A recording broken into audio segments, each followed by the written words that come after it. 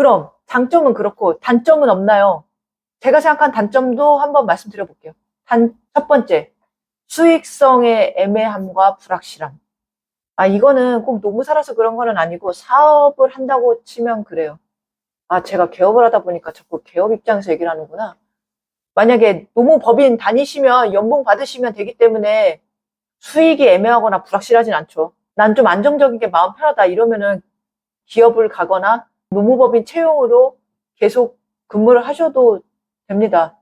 직장을 다니는 거에 진짜 큰 장점은 고정적으로 돈이 나온다는 거예요. 그 고정적인 돈이 참 파워가 큰 거거든요. 사람이 간사한 게 직장을 다닐 때는 막 자기계발서 읽으면서 자기 사업을 해야 한다. 월급은 마약이다. 월급에서 벗어나서 자신의 모든 가능성을 실현하도록 하여라. 이런 말이 와닿는데 막상 개업을 해보니까 그 영업을 한다는 부분이 그렇게 내 마음처럼 돼주는 것도 아니고 영업이라는 건 일단은 좀 장기적으로 봐야 되는 거거든요. 내가 오늘 사업을 차렸다고 해서 오늘 갑자기 고객이 우르르 오고 오늘 갑자기 계약이 쏟아지는 게 아니에요. 몇 년 꾸준히 계속 하면서 자기 네트워크도 늘려가고 자기 자신도 업그레이드 되고 이러면서 기회가 오는 거지. 개업했다고 해서 당장 막 수익이 크게 나고 내가 월급쟁이였을 때보다 소득이 막 5배, 10배 튄다. 이런 일은 거의 없어요. 고정급이 없어져 보니 매달 꽂히는 월급이 얼마나 귀한 것이었는지를 뼛속 깊이 체감하고 있다. 개업하면 어떻게 되겠지. 설마 생활비도 못 벌겠어. 설마 계약 한 건도 안 되겠어. 이런 생각으로 개업하시면 많은 자괴감을 느끼실 수 있습니다. 진짜로 계약 한 건도 안 될 수도 있어요. 영업이 좀 만만치는 않아요. 첫 번째로 기업자문이라는 영역이 있거든요. 세무기장처럼 월 관리비 한 10만 원에서 20만 원 사이거든요. 그럼 4대 보험 관리해주고 급여대장도 만들어주고 노동법 자문도 해주고 그런 거예요. 그러면은 이 자문을 많이 쌓으면 고정 수익이 나겠죠. 괜찮잖아요. 괜찮은데 이 노무 관리의 필요성을 설득하는 게 쉬운 것은 아니다. 예를 들어서 사장님이 최저임금을 안 지켜요. 근로계약서도 안 써요. 법 위반이잖아요.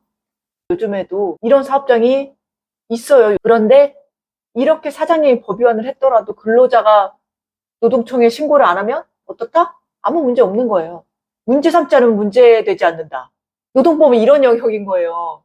물론 신고를 한번 당했을 때 그 불이익의 수준이 매우 크리티컬해서 그렇지. 그러다 보니까 사장님들께서 직접 노동 분쟁을 하기 전까지는 노무 관리의 필요성을 많이 체감을 못해요. 그러니까 아무리 필요성을 설명을 드려도 당장은 반응이 안 올 수 있다. 그러면 임금체불이나 부당해거나 산재하면 되지 않느냐. 그런 사건들도 있죠. 그런데 그 사건 수임이 생각보다 안 들어온다. 예를 들어서 직원이 10명, 100명 있다고 해보자고요. 그 사람들이 노동청에 진정하는 횟수는 얼마나 있을까요? 막상 회사를 다녀보면은 진정을 넣는 일이 그렇게 빈번하진 않아요. 사회 전체적으로는 노동 사건이 많지만 부당해고 같은 것도 해고가 발생해야 다툼이 되는 건데 어떤 회사가 근로자를 매일매일 해고하고 그러지는 않을 거잖아요. 상시적으로 빈번하게 일어나는 일은 아니다. 산재도 마찬가지죠. 모든 직원이 업무상으로 맨날 다친다. 그러지는 않죠. 게다가 노무사가 저만 있는 건 아니지 않습니까? 매년 300명 이상씩 배출되고 계시고 먼저 종사하고 계시는 노무사님들도 있고 그리고 노무사들 중에서도 대형 노무법인을 운영하신다면 자본력이 있으시기 때문에 마케팅에 더 큰 돈을 쓰실 수 있어요. 그러면 그분들이 먼저 사건을 가져가시겠죠. 그러면은 자본력과 영업력이 애매한 노무사들은 사건 수임이 더욱 어려워지겠죠. 세상 일이라는 게 경쟁이 심화되잖아요. 영업이 좀 만만치 않은 면이 있다. 이거는 노무사뿐만이 아니라 사업을 하는 한 계속 따라붙는 고민이죠. 이 부분은. 두 번째, 높은 업무 강도와 스트레스. 어떤 부분에서 스트레스냐면 사건을 한다고 했잖아요. 근로자와 노동자 간에 분쟁을 하잖아요. 그때 그 분쟁을 조절하기가 쉬울까요? 어려울까요? 둘 다 감정의 끝까지 갔어요. 그런 두 사람을 중간에서 조율시켜야 되는 일이에요. 그러다 보면은 그 감정적인 갈등에 휘말릴 수밖에 없다. 화풀이 대상이 될 수도 있고, 물론 무조건 내가 맡은 사건이 무조건 그렇게 막 감정 소모가 많이 되고 막 거친 상황만 있는 거는 아니지만 자잘하게 조금씩은 어쩔 수 없이 소모가 되죠. 어쨌든 상대편 입장에서는 내 말을 받아들이기 어려울 거고, 또 내 고객님이라고 하더라도 이 고객님이 무조건 유리한 상황이지는 않잖아요. 불리하고 안 풀리는 지점이 있거든요. 그런 부분에 직면했을 때 그 본인의 그 답답함과 억울함이 노무사한테 전가되기도 하는 거죠. 그 설명을 하는 노무사한테 자기도 모르게 울컥할 수가 있는 거죠. 물론 노무사는 프로기 때문에 상대방이, 의뢰인이 그런 상태에 빠질 수 있다는 것은 충분히 감안을 하고 대응을 해줘야 하는 거는 맞고요. 하지만 어쨌든 정서적으로 소모가 될 수밖에 없죠. 좀 골치가 지끈지끈한 면이 있다. 그리고 지루한 행정작업이 많다. 예를 들어서 기업 노무 관리한다고 했잖아요. 그럼 급여대장 만들고 급여 명세서 만들고 사대보험 신고도 하고 이러다 보면은 짜잘한 행정작업이 많아요. 막 엄청 큰 거액의 뭔가가 오가는 일은 아닌데 꼼꼼함과 디테일함을 요구하기 때문에 생각보다 시간도 좀 많이 잡아먹고 이런 데서 시간을 쓰고 나면 또 다른 일들이 밀리게 되잖아요. 그런 것 때문에 업무량도 많아지고 스트레스도 받는 거죠. 꼼꼼하고 디테일해야 되는 면이 있기 때문에 그렇게 일이 단순하고 간단하지는 않다. 그리고 이것도 개업한 내 입장의 얘기인데 평일 6시 이후나 주말에도 고객님한테 전화 와요. 그렇게 워라밸 분리가 딱 되지는 못해요. 아, 오해는 하지 마세요. 평일 저녁이나 주말에 전화가 쏟아지는 건 아닙니다.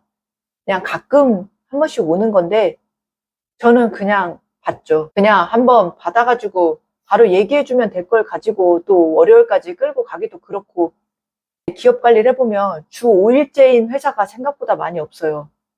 주말 영업을 하는 사업장이 많기 때문에 내가 쉰다고 해서 무조건 자문을 또 안 받아주는 것도 노무사도 어쨌든 서비스업을 하는 입장에서 고객 입장도 고려를 하는 게 맞을 것 같으니까.